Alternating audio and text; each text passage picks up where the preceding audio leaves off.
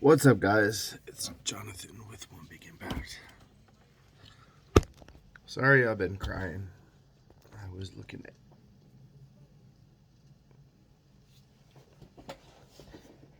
pictures of Boo.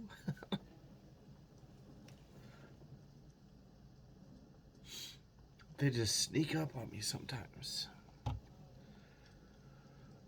I avoid them.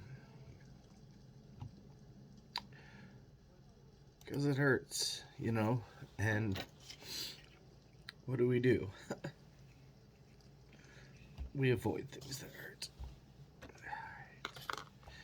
That is not what this video is about. This video is about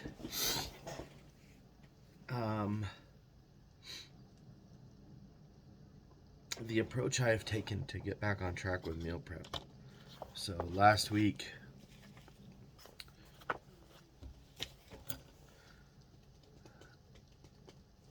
I started with one meal. Fuck, man, I should not have made a video right now. Last week I started with 2 meals.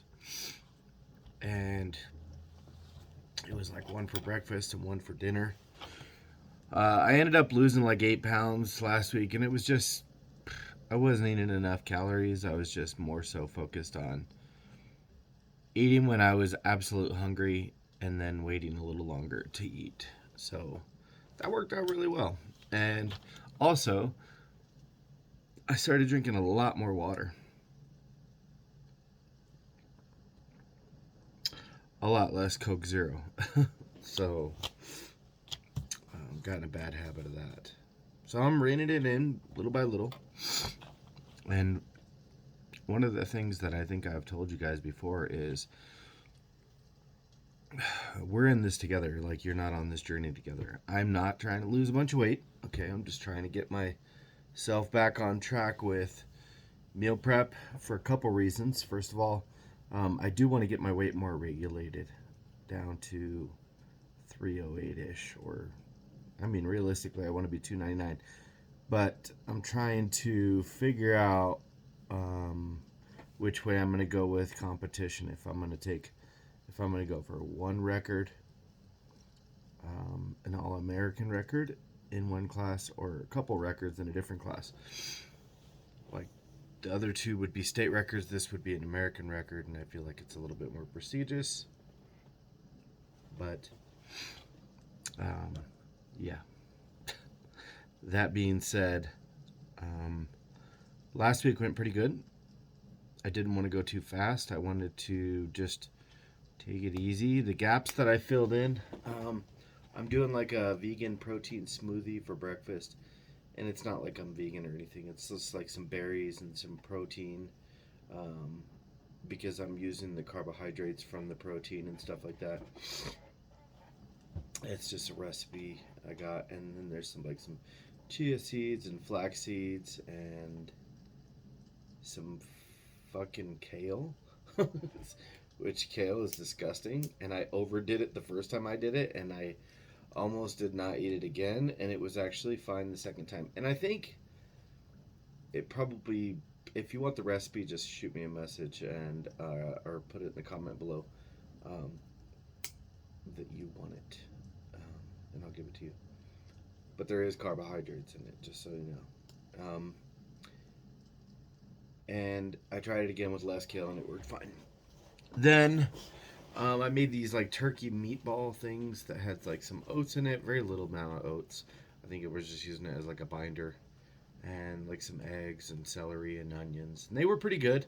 Kind of bland, but I could definitely tell when I was eating them, I was so freaking full, with some mushrooms and stuff like that.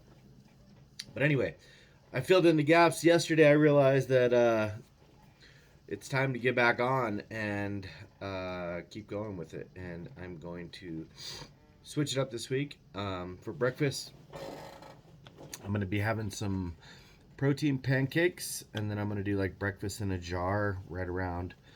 I lift at like 10 or 11, so I'll be able to eat like 2 or 3 meals before.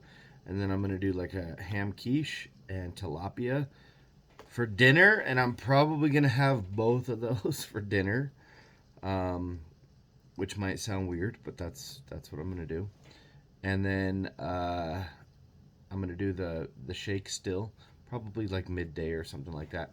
And then I'm gonna do 8 ounces of chicken tenderloins, a couple rice cakes. I don't know if you know what that is. I tend to have a sweet tooth. What is it? The caramel rice cakes. They're only like 50 calories, 11 carbs. It's like nothing in them basically. So, and then I found a. It's funny because you might be thinking, Jonathan, you are all about the all food approach, the whole food approach. Yes, I am. Hold on, I gotta get my water. The thing is,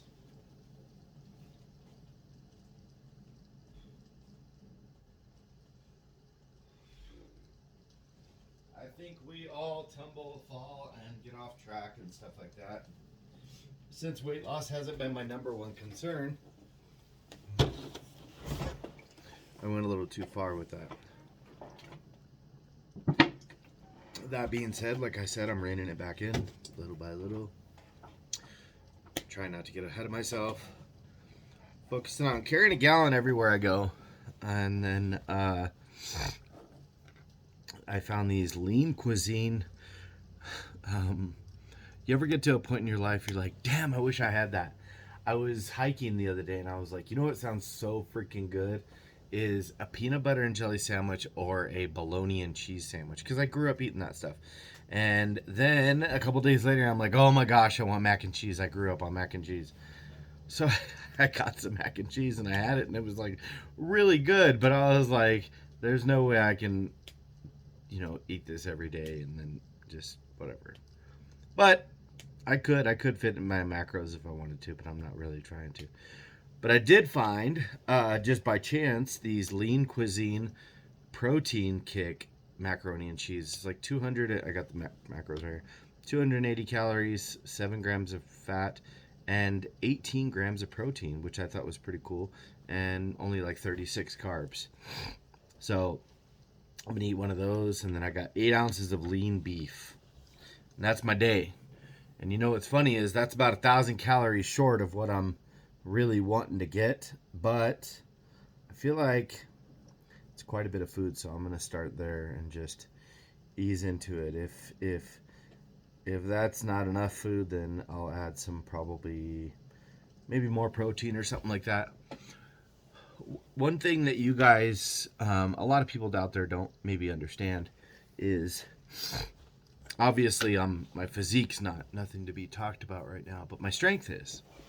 And when you're doing something specifically, whether it's like maybe you're training for a marathon, or maybe you are training for an Ironman, or you're a power lifter, or you're a bodybuilder, or if you're just trying to lose weight, all of those except for losing weight have to be like a little bit better on macros. Powerlifters, for the most part, can eat in a surplus.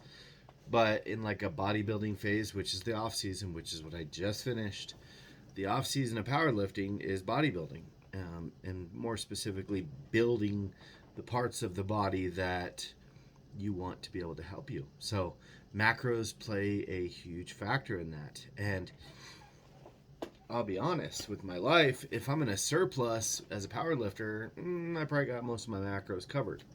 Unfortunately, it comes to a point to where you just become a fat piece of shit. And or you just, and maybe you don't have that problem, maybe you're a smaller person or something like that, but it just gets out of control. So today I ordered groceries online. That was kind of interesting. I have to go pick them up in 4 hours, which I think is ridiculous. I wanted them now. But as far as meal prep is concerned, the only things I'm prepping is like the pancakes, breakfast in a jar, the quiche, and tilapia. And in all honesty, I think the reason it has gotten a little bit more difficult, and I didn't give myself a time to adapt to that, was moving into my own place. And then right after moving into my own place, I opened a gym, And I didn't factor in all the time and effort that was going to take, and it just kind of hit me sideways. Losing Boo at the same time of all that happening.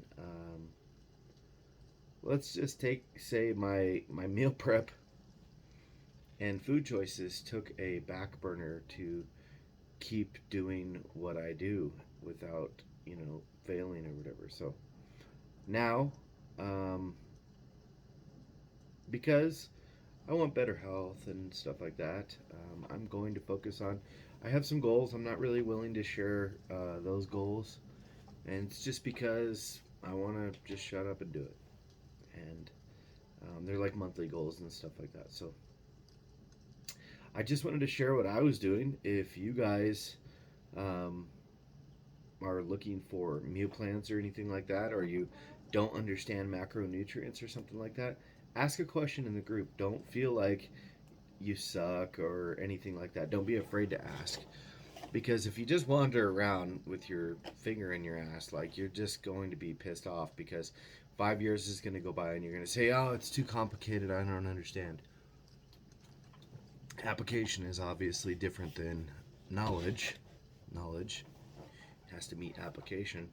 But easing into it, just sharing what I'm kind of doing with you or with myself. And I thought that was kind of interesting. I wanted to share that I sat on my ass and ordered groceries, which actually wasn't that bad. Um, Hopefully, I get everything that I wanted. The cost was $139. That was toilet paper, so like $130 without.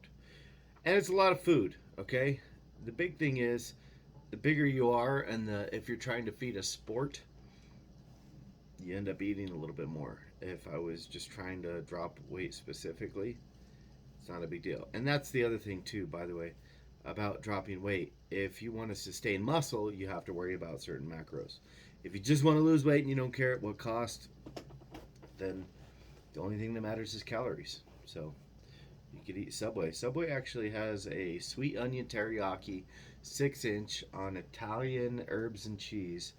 It's 36 grams of protein, 46 carbs, like 7 grams of fat, and it's pretty good for you actually if you're eating carbohydrates or whatever. Um, but it's pretty decent macros. But at the end of the day, it just depends like what works for you, what is sustainable for you, what are you going to stick to, But you do need a plan, and I know it looks like chicken scratch, but that's my plan and for this week. So have a good day, and thanks for watching.